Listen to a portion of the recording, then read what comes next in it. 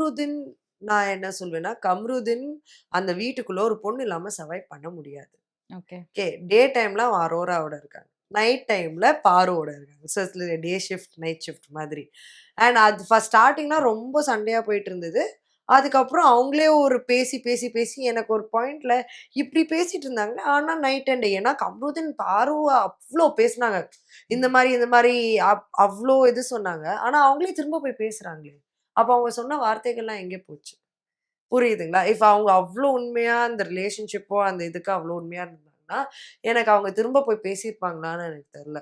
ஆனா திரும்ப அவங்க போய் பேசுனாங்கன்னா, அப்போ அவங்க வந்துட்டு உள்ள சர்வைவ் பண்ண ம். முடியாது. அவங்களுக்கு ஒரு ஒரு ஃபீமேலோ ஒருத்தவங்க இருந்தா தான் அவங்கள சர்வைவ் பண்ண முடியும். Aurora is also the same.